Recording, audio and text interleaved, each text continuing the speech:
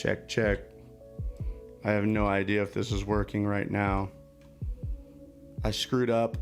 I knew one of these days I was going to screw up this stream. There's one tiny little setting that I keep adjusting. It's called stream key. And I always copy and paste the stream key in. And today, and I knew it was going to happen eventually, today, I forgot to copy and paste the new stream key in. So now, here I am talking, and I don't even know if I'm live. I have no idea. No clue. This is very frustrating. Let's see. Click. I might be live. Let's go listen. This is very frustrating. Let's see. I think I'm live. I screwed that up, man. There's probably people that are on apparently I made this really short live stream clip right before this. So I'm sorry. I'm really sorry. I knew one of these nights I'm going to screw that up. And tonight was that night. So I am sorry, but welcome to Open Mic Night.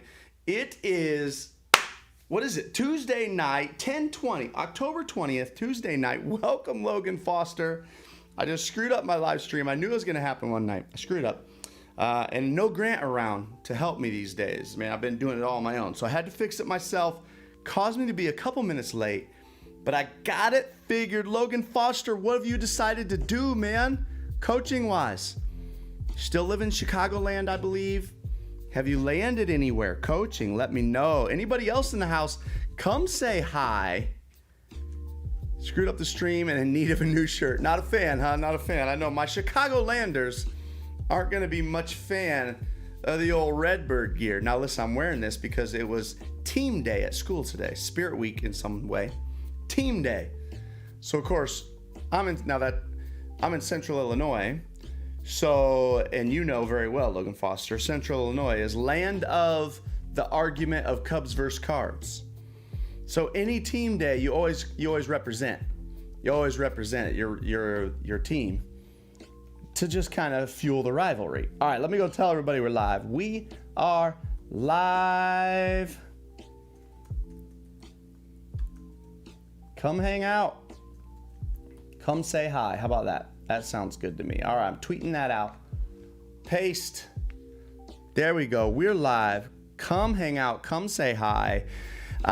So tonight, open mic. I just sit here, hang out. I'll post a link in there in a couple minutes here that will allow anyone that wants to hop on and say hi or chat or bring up a question, anything like that. And then after that, I've got a great video on tap for everybody. It is D-line play. D-line fundamentals, no matter the size of your players, from Josh Jorth. And Josh Jorth was the D coordinator for many years at Stevenson High School in Lincolnshire, Illinois, one of Illinois' biggest high schools. They won a state title while he was the D coordinator. Then he took over as the head coach. So he was the head coach for 2 or 3 years, and then he just stopped coaching.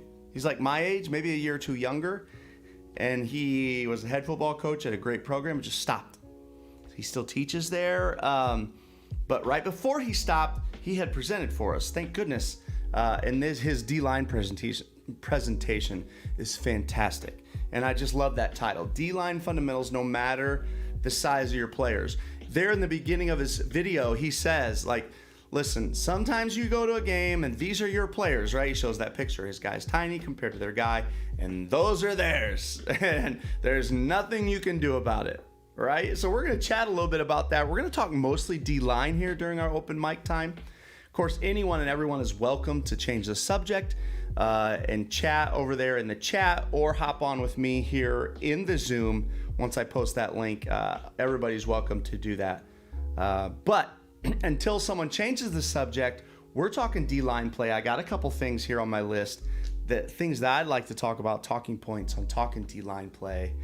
Logan Foster in the house. I'm still hunting for a full-time job. Got feelers out there. I have a volunteer job lined up if things don't work out. All right, so Logan Foster looking for a place to coach. And I'm guessing you're pretty well set working or staying in the area you're in. curious to know how far you'd be willing to go, Coach Foster. Anybody else that's in the house here for our open mic night, please feel free to check in and say hi. Again, just hanging out. And whether we end up, if our conversation's slow, we'll just hang out here live, open mic for 10 minutes. And if we end up talking to something up to like an hour, I'll cut it off and we will start our video. And tonight's video, D-line play from Josh Jorth. D-line fundamentals, no matter the size of your players, from Josh Jorth. This video is from the online clinic over at clinic.chiefpigskin.com. So this video is one of my favorites. And Jorth, he's a 3-3 guy, but he talks mostly about his D-end play, which to me is completely applicable to any even front team as well. So Foster's going to stay there in the Chicagoland area. Anybody else in the house? Be sure to check in and say hi. It is open mic night. Now on open mic night, I've got a clinic video waiting to come on. If our conversation is slow and I just sit here and talk through my talking points of D-line play, 10 minutes, we might flip it over to the D-line video. Or somebody's got conversation or thoughts or ideas and we start talking, we just start talking. Very little agenda, just a night to truly hang out. And I think that is what, there's the link if anybody happens to want to hop on our Zoom call. I think that's what I've liked most about these Monday through Thursday nights of me coming on. The fact that it is truly little to no agenda. I could truly just come hang out, that we've got a crew of guys that kind of shows up and hangs out with us and talks ball, right? Like, to be able to build our small little community here. I think that's what has given me the energy to continue, because it really is really low key, man. What's up, Jankovic? Pumped to learn some D-line play. Well, listen, the video that I got coming on after we talk D-line play is so good. Josh Jorth, I think he was one of the best defensive guys in Illinois, and he took over the head job at Stevenson. He's about maybe a year or two younger than me. And then after 2 years as a head coach, he just stopped. Now, he had 4 kids. He's got 4 kids, and they're all very small. He's still teaching at Stevenson. I believe that Jorth will be back coaching again eventually. But what do I know? I mean, he's so darn young, and was considered one of the best defensive guys in our state, and then just done. Just stop. But I'm excited for you guys to see this video after we get done chatting here. But anyway, welcome, fellas. It is open mic night. I'm going to kind of just jump into some of my D-line play talking points here. At any point, leave comments over to the side. Leave your own questions over the side, your own thoughts, ideas, your own answers to some of the things that I bring up. Or at any time, grab that link and hop on our Zoom call, and we'll bring you in. When we bring a guy in, we usually keep you on for about 5 minutes, right? Maybe 10. Ask a question, give an idea. Coach Big Pete, deep dish football. Coach Jorth is the best in Illinois. You hit that on the head. Thank you. Somebody agrees. He is. Like, he's one of the best defensive guys in Illinois, and then just stopped. Coach Big Pete, we'd love for you to grab that link up above and hop on. Tell us about what you do with Coach Big P. I know you help kids out with recruiting. Would love to hear from you. So you're more than welcome. It is open mic night to hop on. Tell us a little bit about you. Until somebody hops on or somebody leaves a question. What's up, David Thomason? Coach Thomason, remind me where you're from. Would love to hear that again. Trying hard to get to know everyone. Coach Big P, I was also wondering, I know you're from the Chicagoland area. Do you coach anywhere? I know you're a huge football fan. You cover it, but I didn't know if you coached anywhere. The first thought that I have here listed is because Coach Jorth's D-line presentation is called D-line play, no matter the size of your players, is that idea of size. Football coaches are obsessed as a whole with size. All of us are guilty of it. All of us are guilty of worrying about size too much on both sides of the ball, not just D-line, O-line. We worry like crazy about size. And at the end of the day, especially in high school football, I don't even hardly pay attention anymore. That's not true. I'm human. Why do I say that? Okay, I pay attention because I'm human, and I still get big eyes. Like when I see a big kid, I'm like, oh my gosh, he's so big. But at the end of the day, again, I've been coaching for 20 years, and I think of some of my best players, and the truth is none of them were my biggest guys. None of them. When I think right now to 20 years of players, all the best ones, like if I draw up my starting lineup, I'm sure one or two are going to be on the bigger side. But as a whole, it's like, I don't even know that they were our bigger guys. They're just phenomenal football players. Dudes that just love to play, love to compete. Defenders that love to chase the guy with the ball. Like, why do we put such a premium on size? How do you guys fight that? Do you guys have to see that come up in your own staff meetings? Why are we so obsessed with size? What's up, Coach Gardner in the house? David Thomason out of the Oregon South Coast. That's right. Head coach, wing T guy, 4'3", my type of guy. What's up, Campos in the house? Coach Big Pete says he did used to coach at Westmont with Otto Zeman. I know that name. Is Otto still coaching? I'm curious.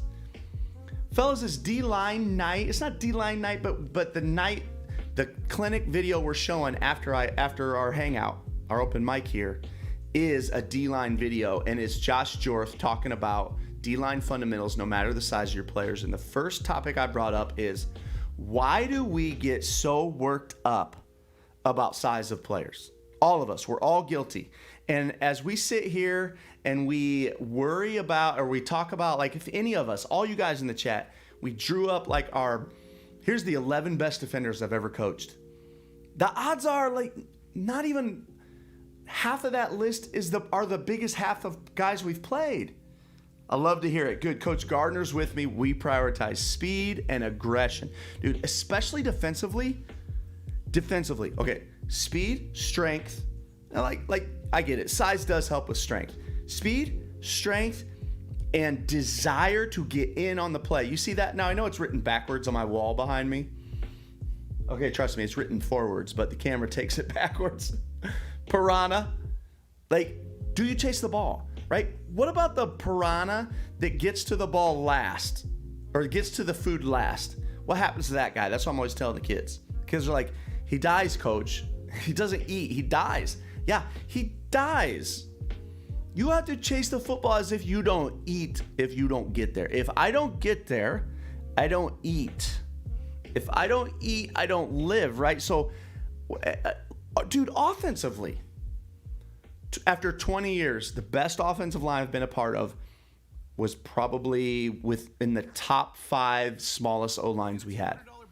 But we all worry about size, okay?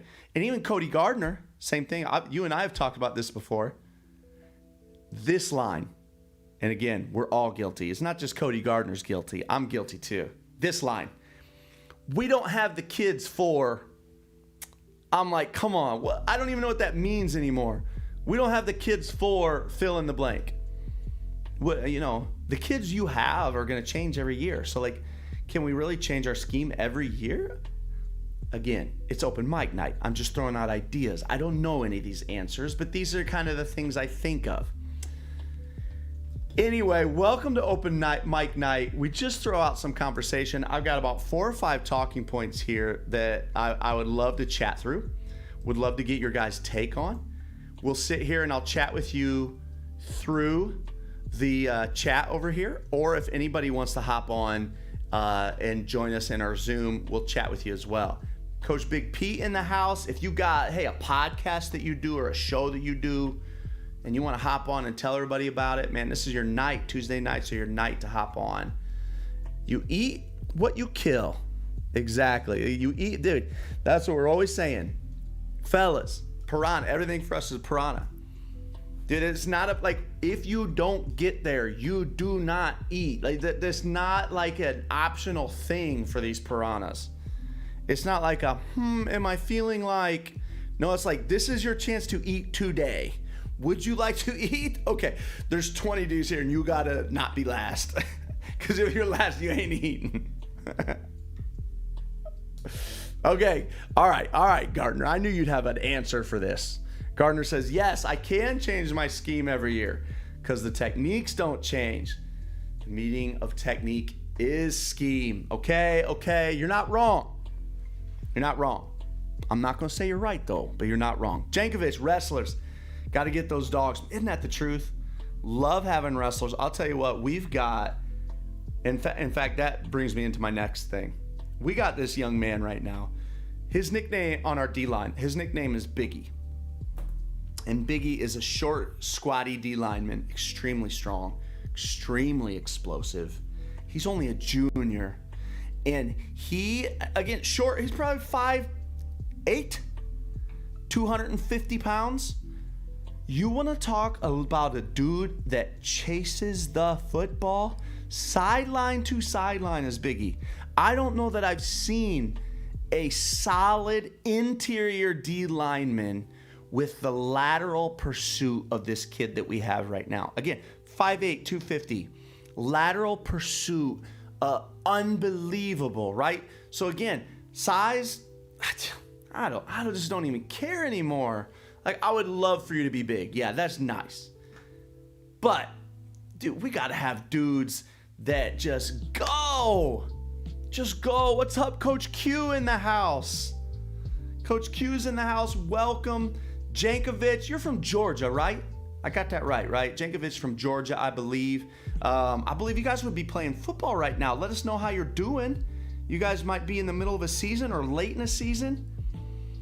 Campos, pursuit and tackling every day. Those are our basic skill sets. Absolutely. The next thing I have on here after size is effort. Now, we've already talked about this one, so I'm not going to get too much into it, right? I believe my take is that it is our jobs to coach effort.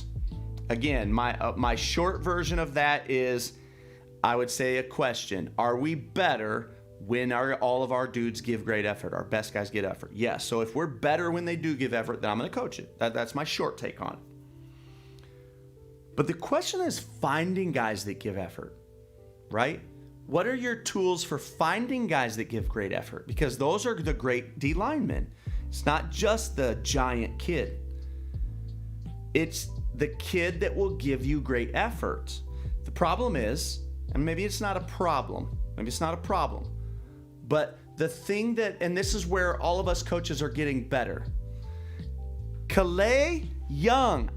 Aloha, Coach Calais from Big Island, Hawaii, DC. Hilo High.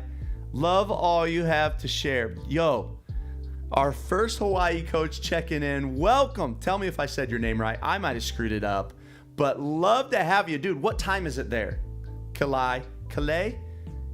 Let us know how to say your name, and welcome. Aloha. So happy to have you. Do you know how long I've been dying to make a Chief Pigskin trip to Hawaii? Yo, I'm dying to go. All right, what I was saying about effort. For too many years, coaches, people, it was like we just judged it. He's better, right? But now everything, even within our schools, everything is data-driven. And we want to know, okay, what's the data that says this kid gives better effort? Jankovic is in. Perfect. Hey, I got to have a camera guy. 3:20 right now in Hawaii in the afternoon. Love it. So happy to have you. I said it perfect. Well, I said it like 3 different ways. So one of the ways was perfect. It's great to have you. Let us know what you coach. Oh, DC at Hilo High on the Big Island. I'm looking it up, man. I'm going to write that down so I go look it up. So happy to have you. That is so cool. You know, when I tell people where I'm from, nobody ever says that's cool. There's zero cool about where I'm from. He says, would love to have you. Yo, Kalai, you're on our list now. Hilo, Hawaii. Kalai Young. Are you on Twitter? Drop your Twitter handle so I can look that up. So fellas, let me know. Do you have any data points for when we're talking more specifically D linemen tonight? Okay. We're going to judge these guys on their explosiveness. Are they strong? Do they... Kulai. Now I'm all messed up. Somebody help me out. What is the data behind when I get a kid with great effort? Because, again, I was just reading a tweet, and it was Deion Sanders, and somebody followed it up, and it was good. But it was something to the effect of, Listen, your effort is on you, right? Ain't nobody, and this is what Deion Sanders was saying, ain't nobody that you can't blame anyone for your lack of effort. It's on you, which I totally agree with, which is awesome. Okay, so the thing is, when kids give great effort, when they do, those kids are special. How do we quantify it? What's the data behind it? Does anybody have any ideas there? Logan Foster, how do you teach effort? I've coached at a place we're trying to teach effort. Seemed impossible. Yeah, right. How do you teach it? I don't know. I know I talk it all the time. I don't know if I can teach it. I do like the talking point of what urgency looks like. So I'll use that word. I like that word. It kind of defines a little bit. Saying, okay, fellas, effort, when you are truly giving effort, your body language shows urgency. So what are some things in your body language that show urgency, right? Urgency in communication is you get into this level that's known as a yell. Urgency in running is violent arms. That shows urgency. So I like using that word. Is your body language showing urgency, right? Those are the things that I wonder. So Gardner said he doesn't coach effort. You set an exception of effort, hold them accountable. Bad effort makes you lose playing time or bad reps. Strangely, the message gets through. Yeah, absolutely. Hold the kids accountable. The message will absolutely get through. How do you measure, coach, which kids are really good at giving effort? Is it just a matter of you're not caught not giving effort? Is that enough? Coach Weaver in the house out of Ohio, welcome. You can see if a kid quits before the play is over. So true. Here's the problem. And we got one of these on our team right now. I mean, our best player, and it's not even close, he's not a high effort guy. He's just not. Now, I'm in his ear, and I'm like, look, yo, you realize how much better you'd be? You do realize, right, like how much better you'd be if you were a high effort guy instead of a low effort guy? He's still the best.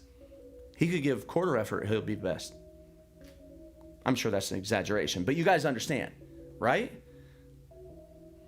Everybody's got one. Like, everybody doesn't have one all the time, but everyone's gonna have one like once every 3 years, once every 2 years. You got that dude. He's better than everybody. Whether he gives effort or not, he's better than everybody. What do you do?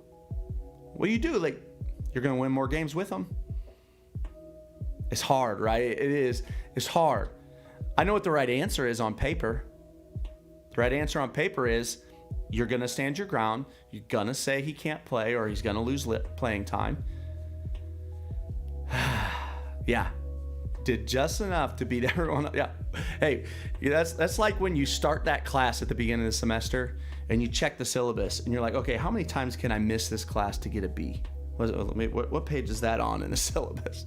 I hope you guys weren't like that, because I went through an entire 2 years of my college career where I was. That was the first thing I checked. Okay, how many classes can I miss and still get a B? How pathetic. My dad was so ashamed of me when he heard that. And I'm ashamed. It was pathetic. I hope no one else is like that. Well, the two things, and Jorth tonight has some incredible stuff. Whether you're an even or an odd front team, he's an odd front team, but his DN's playing 5 techs. Or if you're an even front team and your DN's playing 5 techs, his video, mostly is about DNs.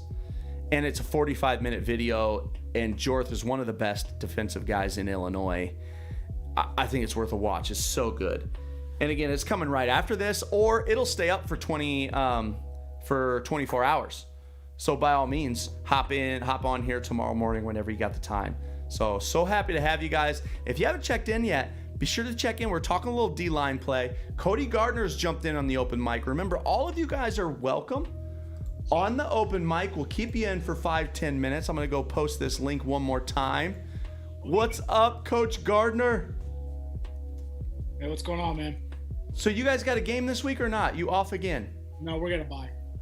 So it's weird. So, So week 10, we have to play on a Wednesday unless both teams agree to move it. So we play week 9 on a Thursday just to try to get another day of recovery in. But because what it used to be like the UEA weekends, what they call it. So it was the Utah Education Association's like the teachers union's big conference. And so they didn't want coaches to be conflicted between practice and games. So they canceled everything Thursday, Friday, Saturday. Okay. Well, it's no longer a thing. But it was in place for so long, all the families take a fall break. So we play on freaking Wednesday. So it's literally install Monday, walk through Tuesday, get on a bus and play. Wow. Pretty awful. And so we were going to drop the week 10. But then the problem is we put in an RPI, and it hurts your RPI if you don't play 10 weeks. So we won, we get a bye. So we literally we played Wednesday and we won't play till the 30th. Jeez. Yeah, it's tough. So what was your end of the year record? 8-2. 8-2. Yeah, we won 7 in a row in our region. Yeah. We lost week 3 by a point. That team's the 2 seed. We're the 5 seed. The 4 seed beat the 2 seed week 1.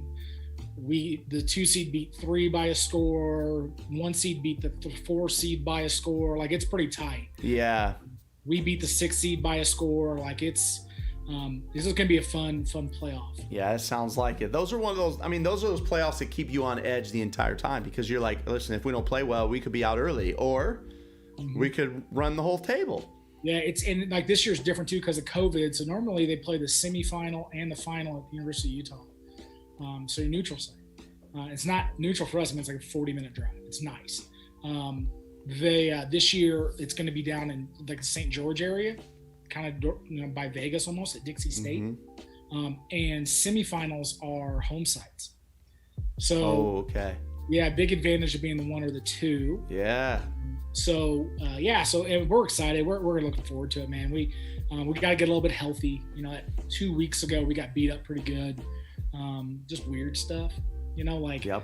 A kid, our starting safety, all-state kid, number 3 running back, got a helmet, a buckle, cut him on his hip, the third play sword. Okay. And then we got oblique tweak, an eye poke, it was wild. But we were down 7 starters in the first 3 minutes in the second quarter. Jeez. Yeah, it was wild. Well, you got time to heal up. That's for darn sure. Hey, what thoughts do you have when you prioritize speed, as you said, and what else did you say? Aggression? Aggression, yeah. How So hard you're probably going to play with some D linemen that are quite a bit smaller than that big O tackle that you're seeing, because you guys are at big schools. So we're tiny. We're always tiny.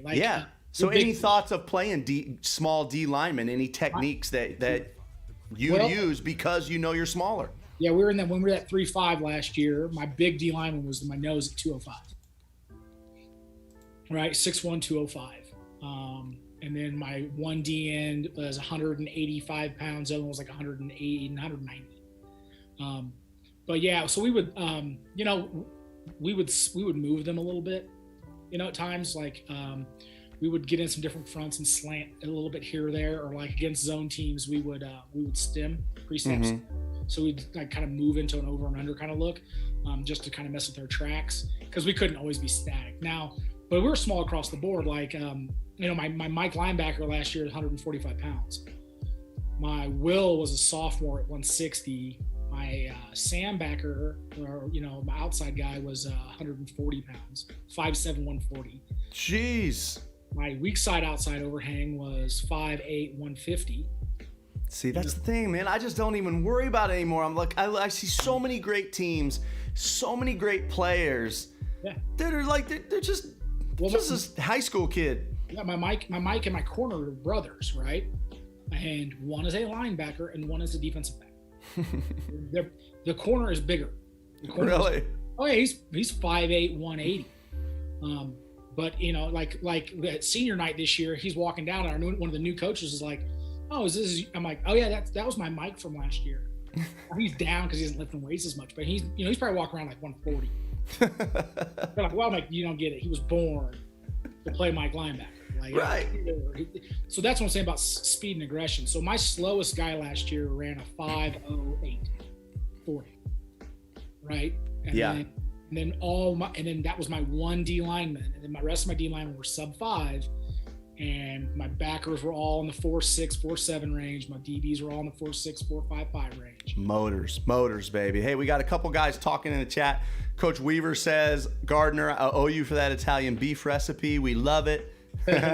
Jankovic says, Coach Gardner, it's crazy to play on a Wednesday with 2 days prep. He said that's NFL type stuff. Campos says they're the same way, Tiny. And then Jankovic says, wait. Italian beef recipe? Yeah. Look him up. Look up Coach G's channel. How do they find your channel? Is it under just Cody G? I think it's on like Coach Gardner. Coach Gardner. Yes, he's got a great Italian beef recipe, which I have made as well and was fantastic. Kalai says, Hilo High. Hilo High, that's how you say it. The very first time you said my name perfect, and now, so I'm gonna have to go. I'm gonna go watch the replay to see the first time.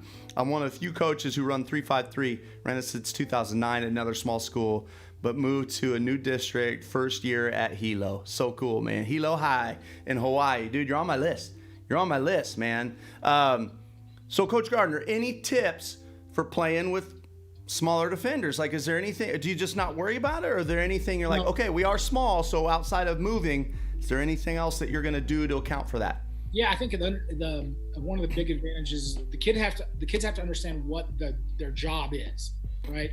So like 2 years ago when we first went to that 3-5, my outside backer, 6'3", 195, right? Tight end, outside backer, rangy kid. So actually the nephew of Eric Kramer, remember the quarterback, the NFL quarterback? Yeah, it was his nephew. What? Right? Yeah, just one of those things. Because one day he was throwing, I'm like, dude, you got an NFL arm. He's like, oh, it's in the genes. Like, my uncle played in the NFL for a better tactic. Oh my gosh. But anyway, he played that strong side overhang completely different than the guy we had next year. They're, the guy that was 5'7", 140, I'll show you his highlight reel. It's sick, right? But he's accomplishing it, but his alignments were completely different. So like in that 3-5, that's one of the things that we did differently is we kind of let those guys have the hardest stress jobs, those overhangs, because they've got to reroute everything in cover 3. They've got to force everything. Like they just get stressed. And so Evan might have been a traditional like 4x4 guy, right? Or 5x5. Brady might have to be like 8x3 or 7x2, inside leverage of 2. Like he had to change his alignments to fit him because, we're not going to compromise what we want out of that play. But what you have to do. So by changing that alignment, does it allow you to play better? And so that's what I think you have to do whenever like you have to lean on their skill sets they do have. Mm-hmm. But also be like, dude, you're 5'7", 140, you better figure out how to do it. Mm-hmm. Like, that ain't changing, right. Like, so if you have to adjust your alignment, you have to be 7x2 there, then that's fine. But just know that, because then he had speed to get into spaces. But if he got stuck down there and got cracked, he's screwed. So yes, I think that's the thing. And when you play with a deficiency, whatever that is, speed, size, experience, I think you have to be like, okay, well, this is the issue. And if the kid knows, hey, look, you're slow, or hey, you're small, get over it. What can we do with your skill set to be effective at that position? And so, that's why when you give me shit about changing my defense, that part of it is that I didn't feel that those kids, we could do enough to help them, right? But if I asked the kid to play a different position, a different role, then maybe he could use his skills that he has to be more effective at it, right? Mm-hmm. And I'll tell you right now, next year we're going back to the 3-5. I've got like 9. I figured it out the other day. I've got 13 backers, sophomore through senior. I'm like, oh my gosh. Yeah, I'm like, well, I guess I can convert those guys to D linemen. Again, speed-wise, but I'm like, I have a ton of linebackers. Okay, then we'll go back and run the 3-5. Like, we're comfortable with what we teach. But when I get out west, which is coming, it's got circled on my map, dude. And I've been in the works of trying to get out west. This spring is the goal. But when I come, that needs to be one of the topics is finding continuity as you switch defenses or something like that, like something along those lines, because at least for me, I have a huge interest in that. Yeah.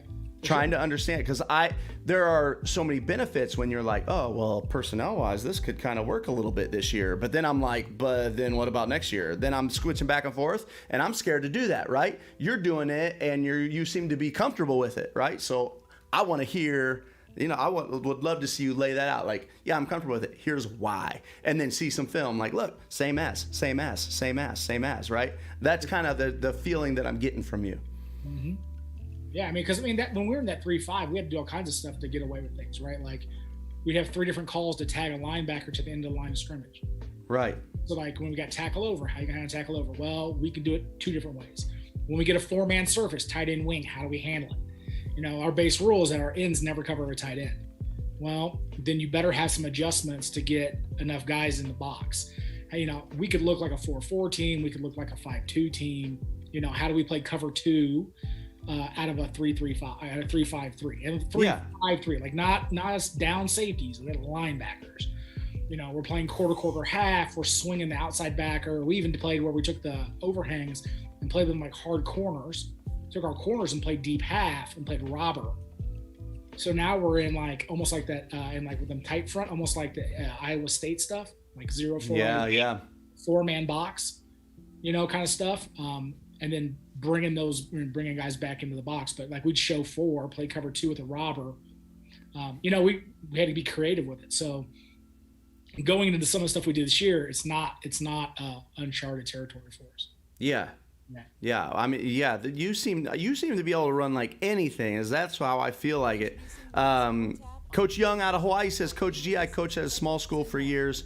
We are the same. Did you slant smaller D linemen? And you touched on that a little bit earlier. I'd say that, yeah. Like, so the quarterfinals, we're winning 15-14. They have the ball inside the red zone. Our quarterback is out. And they get like a 3rd and 7. And we hadn't stunted all game. We hadn't really done any kind of real movement. So we pre-snap, we moved into like an under front and walked our mic up. So we got into like an under. And they had called an inside zone and we shot the gap because they changed all their blocking because they hadn't practiced against the even front. And if they did, they sure as heck didn't practice against, they might have went against like a 5-0, 5-9. Mm-hmm. They had not seen an under. Yeah. And we shot the gap through and made the play. Same thing. We ran a spike. So that was the thing we got into is we could spike our ends and independently move the nose guard. Okay. Separate. So we would have a spike and then be like strong or weak or whatever.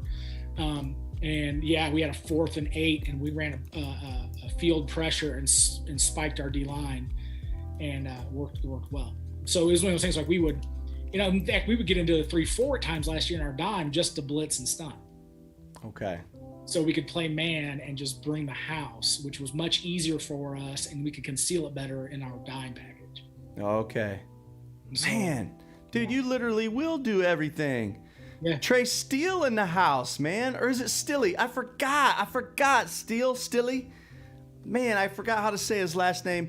Trey was on one of our home clinics on our interviews. Would love for you guys to check it out here on our YouTube channel. Coaches at Greenville College. William Papp in the house. Welcome, William.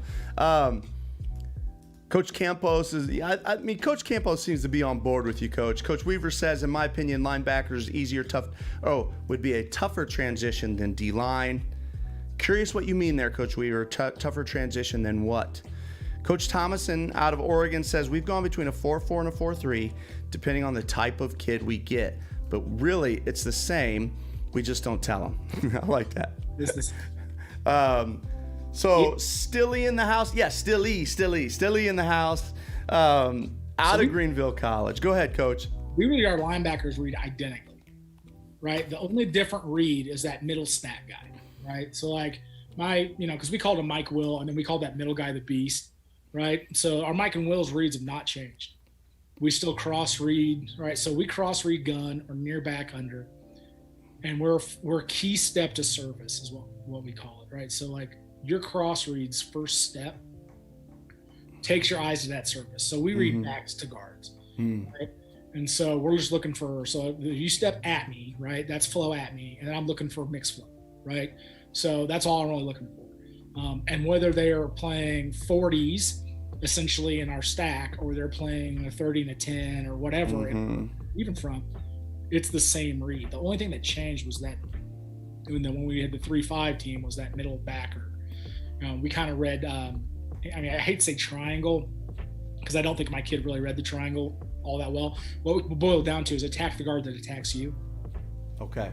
right? And so against zone teams, it's a little different, but yeah, essentially it's whatever guard comes at you, that's your fill. Okay. And so, because we're two gapping the nose only on base block, right? So he's solo, he's two gapping. Everything else, when he gets doubled, he's just going to split. And so by sending the beast backer that way, we pull him out of the double team. Yes. And so that's really the only. I mean, it's an added read in the 3-5. So going to actually to the 4-2 this year, or 4-3, actually simplified our reads. So the two stat guys from last year, their reads are the same. Identical. And you don't cover much as to like, hey, you're an A gap fit versus a B gap or open close windows, right? So windows. Like, okay. Always windows. So like if we get step at me, right? So step at me, let's say I'm the Mike in the under front. So I got the B gap and I get the running back steps at me and I get down by guard, out by tackle. That's filling out. I'm filling that. Yes. Right? I get down, we're going to squeeze through and I'm going to scrape to C. Right. Which is also like all that 2GOG stuff I used to do. Like we went from 2GOG to the 3-5, nothing changed. And then back to the forefront and nothing changed. Like I do the exact same drills because all the open close window stuff fits.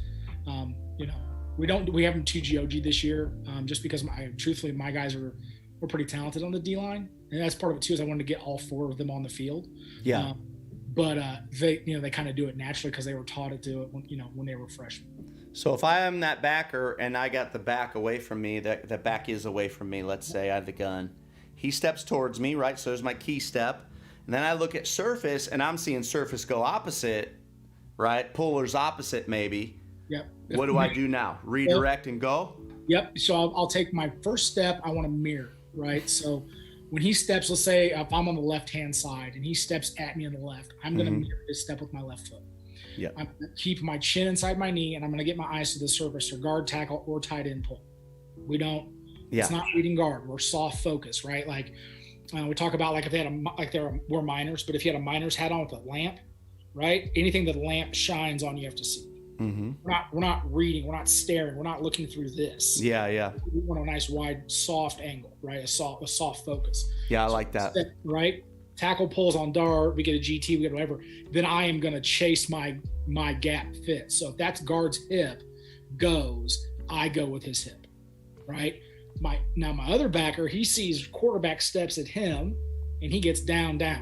So that's C gap then. So he's gonna go right, and so he gets down.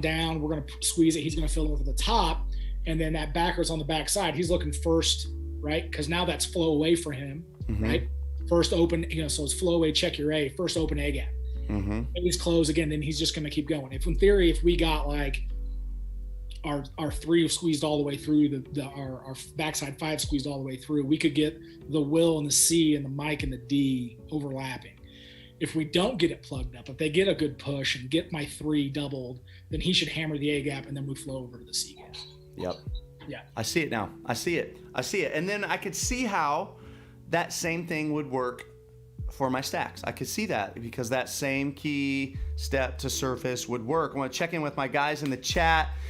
Stilly in the house. Ben Johnson in the house, man. Welcome. Tell us, hey, who'd you draw, Coach Johnson, out of Memorial High School? Who'd you guys draw this week? They're starting playoffs this week, I believe. Coach Weaver, Ohio football, are you guys playing? How's the season going for you guys? Weaver says, Coach G, so you keep your linebacker keys pretty much the same regardless of front. Yep. Front? Yeah. That's what he said. Like in the 3-3 stack, essentially what we get is that middle backer, that beast, because he's attacking the guard at him. So he gets pulled. So the guard attack him's that one, right? So he actually becomes the 3 technique. So the fits are identical, right? So that's the thing I love about the way we played our 3-3. It fits like a 4-4. I mean, it fits like a 4-4. But the nice part is we always get our 3 technique to the play side, right? So the beast goes like a 3 tech. He barriers, he sees the pull, he chases down, and that backside stack guy is full flow away. He's all counter, cut back, reverse, real slow and easy. And some teams, we would trigger that backer for a run through. He'd get pull, he'd go. Yeah. Right? Teams that are in the pistol and the running back's at 9 yards, my backer's at 4, 3.5. And just go get it, right? But that's the idea, is that the fits are so similar because that beast really in the count becomes the 3 technique to the play side. And so that's why it's so similar, is that I just essentially have 240 backers that are playing 4-4. Yeah, I like that. And now, but for the most part, you'll only play with like one overhang outside linebacker. No, You're I playing play like you're 3-5. No, this year. This year, yeah. Well, I mean, yeah, unless it's dictated, right? So they come out in two backs. We're going to be on the single side. We're going to be in a sky, what we call sky. So my backside safety is going to come down and be a backer. We'll be in a 4-4. Yeah. So we're playing 4-4. It's quarter half, but cover 3, whatever you want to say. Sure. Like we can roll down, and we do that. Like, so if we get like trips gun near, right? So the back is to trips. We will play that safety and run support. Right, we just don't feel like that. Teams, when they put the back over there, it's run to that vacated side, or it's sprint out away, and that backside safety is probably not a whole lot of help in that backside away. Mm-hmm. We do some other stuff with rolled cover 3 and some other things, but like a lot of times we'll have an extra run support guy, and then we can also, because we have that forefront, we'll have a call for our end to go weak. So if we feel like they're a 4-vert team, and they'll do it out of the back to it, we can call, like, we got a call that takes our jack, which is our strong side defensive end, swings him to the weak side. So now we've got a run fitter, take the pressure off. So now the safety can play into his drop. So there's some adjustments we have. Surely, Gardner, eventually, sometime you've gotten into something and gone, okay, I've got too much in. Surely, at some time. Dude, so we have it, right? And discretion, right? It's all about discretion. Like, yeah. I'll tell you the truth. Like I'd say we have probably scrapped our game plan. Like hey, this is going to give them a problem. Mm-hmm. 65% of the time within the second series this year. Hey, this will work great. And it does. But what will happen is we'll just end up getting into 2 eyes, 2 5s, and we'll play our man match. And it's like, okay, good luck. And then what ends up being is that we end up getting some of those, we'll take our the Sam and the Will and put them in 70s, and I'll put my stud linebacker in a 0-0, and we just, all right, good luck. And so, yeah, the scheme stuff's great. And where it comes down is whenever I know you're predictable, right? Like, right. I get you 3rd and 12. I'm bringing 6 from somewhere. That's the difference with the 2 high, is that I can manipulate stuff more. That was the issue in our 1 high. Like I said, last year when I wanted to get funky or do stuff, I had to get into our dime. Yeah, so yeah. I could roll cover 3 and play a hard corner.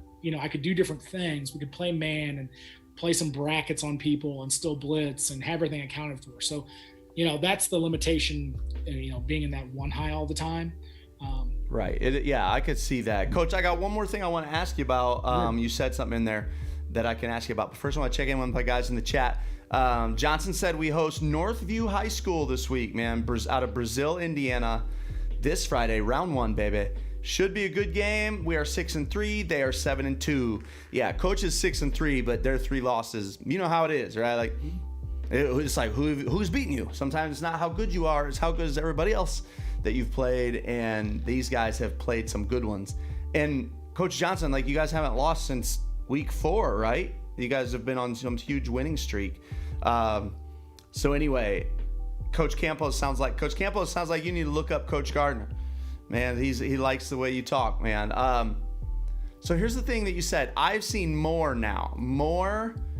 2 eyes lately in the last 3 years, let's say, than I feel like I had seen really before. As I came up, that was, I don't know if it was I don't think I knew enough 10 years ago to say that, like, football wide, universal, like, it was a no.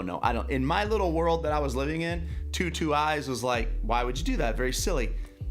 In my small world 10 years ago. And now in the last 3 years, I keep seeing it more and more. What do you like about 2 eyes? Well, so I saw a bunch of 2 eyes when I was at Riverton because we ran midline. Oh, well, sure. Okay, sure. Try to push that mesh point out wider. It was always a pain in the butt. The 2 eyes thing. So really, what we do is we run 11s. We call 11s, or whatever. So 2 1s. Now, having both guys attack the center has a big advantage, right? And we'll get in and out of it, right? So it's just a tag. So if I call 11s and I call 11G, or if I just yell G, it changes any 1 to a 2-1, right? The reason we like it is with our backers' speed, the center really can't ever get there. Mm-hmm. And so, and I know someone talked about it. One of the first things I scout is I evaluate the center. I know someone talked about it a couple of weeks ago about like, if the center's good, you need to occupy, right? And so if they've got a guy, they got a dude there, we're playing ones. We're not going to play two eyes, right? We're going to wait. Would you play two ones? Yeah. Because now he's going to get a double team. So at least it's 3 for 2. Because if we just played a single one, he'd dominate him solo. And there's nothing worse than a center being able to handle any nose guard one-on-one. Mm-hmm. You want to bust our 3-5 up? Solo block that nose. Yeah. Wrap the guard up to the other side. If you can solo block us, we're in trouble. Mm-hmm. And so, that's my evaluation for saying, is it any good? If he's any good, then we want to occupy him. If he's not very good, then we'll take our chance with him running down our backers. And then the thing about the 2-eye is mirrored fronts. It's just like why you call mirrored pass routes. You don't always know what coverage you're going to get. Like how you talk about how you always run buck one way and belly the other. Yeah. Right? Part of it's your film study. You know that, hey, Johnny over there, if we get 12 over on that side, he can't stop Buck, right? Well, that's why you call mirror routes, right? Like, okay, well, we're going to call, shallow cross both sides, and then we're going to take pre-snap grass and match him. Like, hey, look, he can't handle him on the slant. There's space there for this, right? Well, when you play a team and you play 2 eyes and 5s or 2 eyes and whatever, you mirror up all the runs to the one gap. So if you're an open closed gap team, okay, whether it's trap, GT, midline, veer, power, it's B to C gap for your backer. It doesn't matter. Every play becomes the same window for him. So all the extra going on, it doesn't matter. He gets step at him. He looks at his gap. Guard is down. He is gone. Mm-hmm. Base, he's filling. Every play fits the same. Like when I play option teams, boy, you get mirrored fronts, right? Because I don't want to be like, hey, that's outside veer to the left and that's inside veer midline to the right. No, I'm going to get 2 eyes and I'm going to run through the B gap unless it closes, because that's every play you run. Yeah. So for me, that's like our safety blanket. As we get into thumbs, is what we call it. That's our call, thumbs. I just thumbs. Yeah. Thumbs, and I rub my belly, my gut for G, right? So thumbs. And now my backers line up in a 30 or a 40, and they just literally know they've got B to C, B to C. C. It can't really be wrong. And that's why we do it. I like that.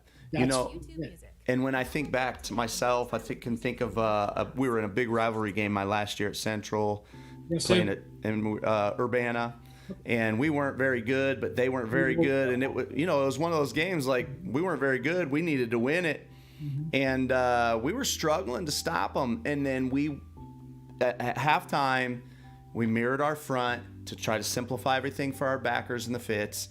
And everything changed in the second half. And I'll just never forget that. So like hearing you say that obviously resonated, and immediately that thought came back in my mind, like that's what we wanted to do. We had to simplify something for our backers. In the 2GOG system, right? This is where we fell in love with it. So I would let Mike, he was the defensive region player of the year. If I let him defer, he always called 11s. He always called thumbs, right? So the theory in the 2GOG is those guys were both jet players, get vertical push. Mm-hmm. If we got base block either way, the ends were going to fold inside. So by rule, he had no gap. Mm-hmm. So he would check that sucker so he could just freelance. Mm-hmm. So that the D ends would take the B, the other backers would take the C, and he was covered. So he could just run around like a crazy man, make plays. Well, even though we don't 2GOG, it kind of still gets us in that situation where now my stud can just run like crazy because he can't get cut off, right? Like it's nice. It's a nice front, that's for sure. Yeah. Fellas in the chat, hey, we got about 5 minutes to go, and then we're going to hop over. I'm going to put on the clinic video from Josh Jorth out of Stevenson, Illinois, who's a fine football coach and is on a hiatus right now from coaching. But, boy, he did this video in his last year at Stevenson, and it is so good, such a good D-line video. That's coming up next. If you watch this video more than 24 hours after this release, after we're live right now, then it'll be on the clinic.chiefpigskin.com. Last call for anybody to hop in and say hi to us if you wanted to be on the open mic night. Okay, so last call, hop in. I'm gonna leave that link one more time. And Coach, and if somebody else hops in, Coach Gardner, we'll try to let him in. Otherwise, I'm gonna leave you with everybody with this question for you, Coach Gardner. Help us all, because you've said it several times, and I watched that video, your 2GOG video, but dude, that was like 3 years ago now. Yeah. So tell us all, refresh us on 2GOG. All right, so historically, it's called 2 gap, 1 gap, right? 2GOG, so 2 gap, 1 gap. I think it's a misnomer. I think a better way to describe it is 2 gapping the open gap, right? So essentially it's a series of rules, right? So you're still a block down, squeeze down team, which is something that I believe in. We spill everything, right? So I wasn't going to give that away. But essentially, I had a kid named Andy Ankrum at Riverton who would naturally cross face on base blocks and make plays all the time. And we talked about how it was just this innate ability that he had and how much we loved it. And then we're sitting there one day and you're like, why the hell don't we coach it? If it's this skill that we love and covet, well, let's teach the kids how to do it, right? And so I kind of stumbled across like literally 180 words on it and just kind of dove into it and kind of drew a bunch of stuff and tried to understand the rules. And then when I got down to wash mow, I kind of just went with it, right? And we were going to just make it a tag, right? We were just going to call it open. And that was going to be the rules. But essentially the rules are, if you have an open gap to your inside, okay, you're what we call a deuce player. So you're a 2 gap kid, right? If you're no gap to your inside, you're a jet player, okay? And so by definition of your alignment, you have a predicated set of rules. Now, down blocks are always squeezed down, okay? If you have an open gap and you get a base block, you cross face. Now, you don't slant, you fit up, and then you fight across the face. We talk about fall into the gap. Mm-hmm. Okay? If you're a jet player and you get base blocked, right? Get vertical, play the run on the way to the quarterback instantly, okay? If you get reach blocked, okay, if you're a jet player, again, no gap to your inside, and you get reached, rule doesn't change. So we just changed that to one rule. You're jet, you have 2 rules. If you get blocked, don't be blocked, get upfield and get the quarterback on the way, go get the QB. If you get down, you got to squeeze, right? Mm-hmm. How many times does a 1 tech get squeezed, or how many get down block, right? Now the 5 on the 3, like the 3-5, the strong side of over, he'll get a few more, and we'll come double back to that in a second. But if you get reached as an open gap guy, we want you to string and be flat, but we're also not heartbroken. This is what we figured out. We weren't heartbroken if you got reached, because our backers were reading open closed window. You would fall inside, they'd hit the run. Mm-hmm. So that was great, because now we simplified that to be 2 rules, base and down. So all we worried about from that point on was, hey, jet guy, you're getting blocked, don't get blocked, get upfield, make a play. If you're getting down, squeeze, right? Base block, cross face if you're an open gap guy, right? And so that was it, right? And we ran with it, and it's pretty awesome as far as what you can do. The other part of it is that, we rarely have 4 good dudes. Like this year I have 4, 6 dudes, right, on the D-line. So you have guys with incomplete skill sets, like we talked about. I know he can't do this. Like we all have that kid that just runs upfield and gets trapped, right? Right? So you can try to get him, you can try to break him of that, or you can give him a set of rules that actually reward him for being a maniac. Mm-hmm. Put him in the nose, you put him in a 1 or a 2 eye, and if they touch you, get upfield. Beautiful. I like that. Now Yeah. I'm not going against this kid's grain. Now I can celebrate that he's an idiot and runs upfield and gets trapped. Right? Now I don't have to be mad at him. He doesn't have to hate Coach Gardner. I don't have to worry, he still does his wrong arm drills, but we don't have to fight. Right? And then you've got the kid he's pretty disciplined, but he's not, he can't wrong arm 30 times a night. He can't make plays all that great in space. Well, then you put him to the strong side end. Mm-hmm. So he has to be good on down blocks. He has to get a little bit of a spill, but he's got that 3 tech protected, right? So it's, again, a little bit better skill set. Maybe a kid who's a little bit more coachable or can be corrected, but still an incomplete player, right? Then you got your 3 tech. He's got to be a dude, okay? You got to have one dude to do it, right? So yeah. Your 3 tech guy's got a kid that's got to build wrong arm, cross face, do all your stuff, right? And then the rush, again, he could be a little smaller because he's not in the box, but he's a kid who has. So you have 2 dudes that can wrong arm and 2 dudes that play with high motors, and they cover him up. Now you can live. It's always nice sometimes to feed that stud some jet rules, right? Get him in an under, get him in a jet, and have him go. But that's why we did it, was because I had 2 big daddies that could wrong arm and play our collegiate defensive lineman, and then I had a converted safety and a maniac.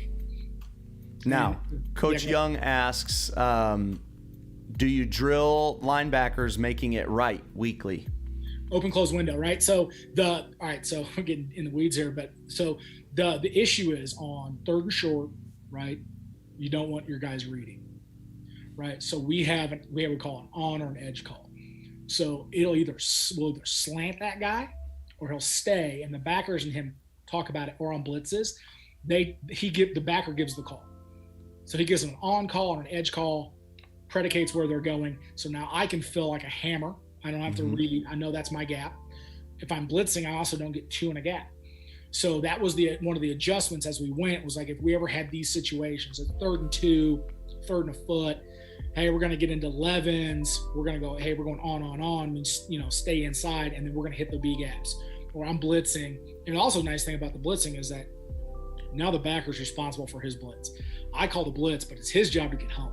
If he feels like he gets that D-line to stunt across that face and he can go, well, then do it, right? And as we know as coaches, if we give them ownership in what they're doing, if I tell him to blitz to the B gap and he didn't make it, I'm an idiot, right?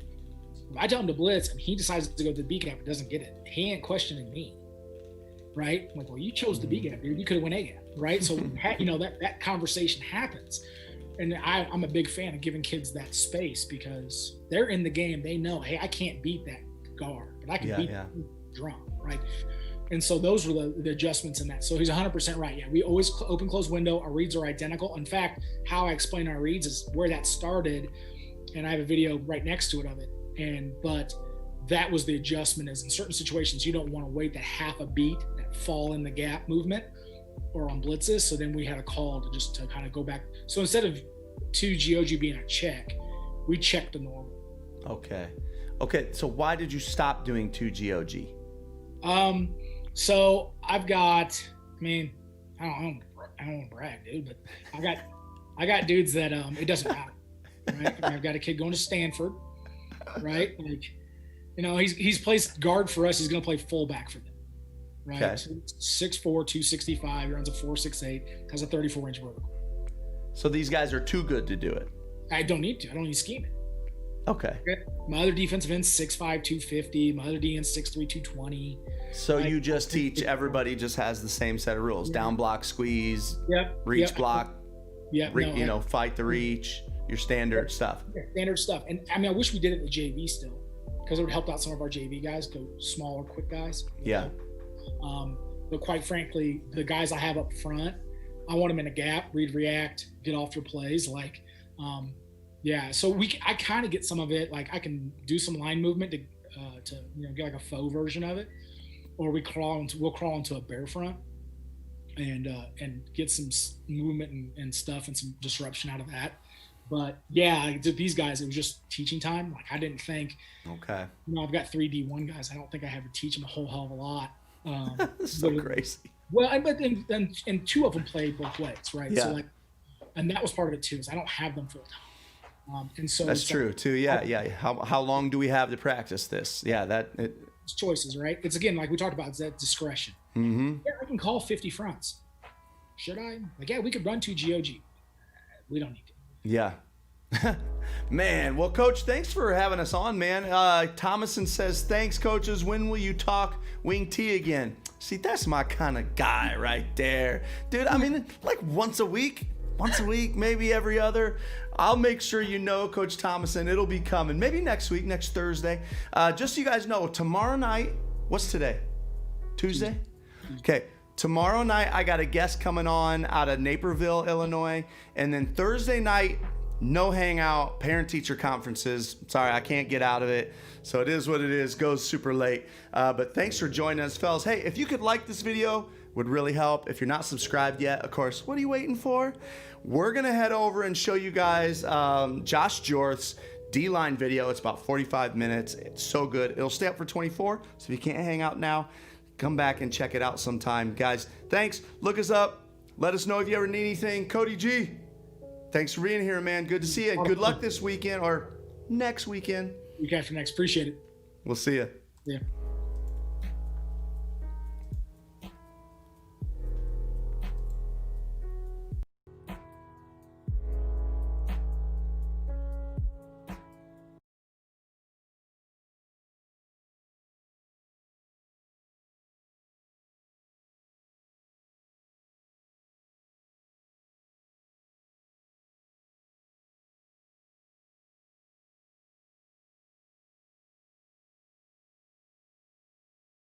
My name is Josh Jorth. I'm the head football coach at Stevenson High School in Lincolnshire, Illinois. I'm very fortunate to be here as a part of Chief Pigskin's football online clinic series. I think this is a great idea that the website has, and it's a wonderful opportunity for me to present on what we call D-line fundamentals, no matter the size of your players. It's wonderful every year as a football coach when you got big, strong, athletic kids, long, lanky defensive ends, big, stout nose guards and defensive linemen. But other years, you're not always going to have those kids. On our screen here, on the left side, these are two defensive ends. Both of them went on to play 1AA and one D1 football for me. And over here, I have a kid no bigger than 160 pounds, 5'9", who ended up being a great all-conference defensive end for us, along with a nose guard here. And the idea is that the techniques that we teach at Stevenson, specifically on our defensive line, will work no matter what size the kids are. You have big, strong, athletic defensive ends. You've got little, small kids. These techniques are here to help provide you with answers and ideas so you're able to have a successful defense. On the bottom right here, this is my Twitter for our high school page and myself. Please feel free to give me a follow. And if there's any questions, you can obviously contact Chief Pigskin, but here's also my email if you need that. So a lot of times, sometimes you go through your scouting report, you spend your day on Saturday or Sunday after your game, and you look and you sit there and go, those are their guys, and this is our guy. Right here, this is a player from Muskegon, Michigan, who has been offered by Alabama and Ohio State and different teams like that. And here I have our 5'8", 175-pound nose guard. And in this game, he had an unbelievable game, was all over the field for tackles for losses and tackles this year. And the techniques that we use are for those kids and then gets transferred on to our kids that end up being bigger or stronger. Just a little bit of background information. In 2006, we really started focusing in, or 2016, we really started focusing in on this.